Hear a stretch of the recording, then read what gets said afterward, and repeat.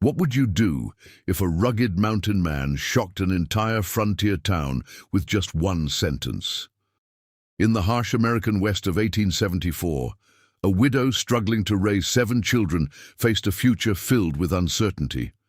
Most people offered sympathy, but no one was willing to change her fate. Then a mysterious mountain man stepped forward and made a decision that left everyone speechless. His choice would transform not only one family's life, but also become a story the whole West would remember. Before we begin, don't forget to like this video, subscribe to the channel, and turn on notifications for more inspiring frontier stories. Now, let's get started. Jacob Turner had spent most of his life alone in the mountains of Montana Territory.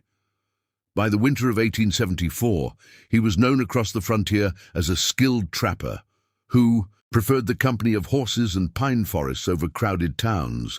After weeks in the wilderness gathering furs, he rode into the small settlement of Red Creek to trade supplies before another snowstorm arrived. As he tied his horse outside the general store, he noticed a strange mood among the townspeople.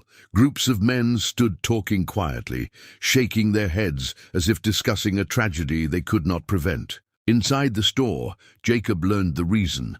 A widow named Sarah Whitmore was struggling to survive on a ranch several miles outside town. Her husband had died during a dangerous cattle drive the previous year, leaving her alone with 7 children. Since then, Sarah had fought to keep the family together. She worked from sunrise until darkness, repairing fences, tending livestock, and growing what little food she could. Yet the approaching winter threatened everything she had left. Many people felt sorry for her, but none were willing to take responsibility for such a large family. Jacob listened silently, as one rancher claimed no man in the territory would ever marry a woman with 7 children. Another agreed, saying her ranch would soon be lost. As the conversation continued, Jacob stared into the stove fire, thinking carefully about the widow he had never met. The next morning, before the sun had fully risen above the snow-covered peaks, Jacob saddled his horse and rode towards Sarah Whitmore's ranch. The journey took several hours through icy trails and frozen creeks. When he finally arrived, he saw a sight that stayed with him.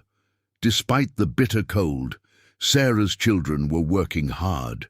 The older boys struggled to chop firewood, while the younger ones carried buckets of water from a partially frozen well. Their clothes were worn, but none of them complained. Sarah herself was repairing a broken fence with hands roughened by months of labor. When Jacob introduced himself, Sarah greeted him cautiously. She had heard promises before, and most had ended in disappointment, but Jacob spoke plainly.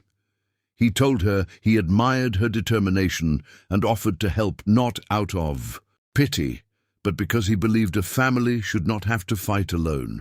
Over the following months, he became a steady presence on the ranch. He repaired buildings, cared for livestock, and shared the knowledge he had gained from years in the wilderness. By the time spring arrived, the ranch had changed completely.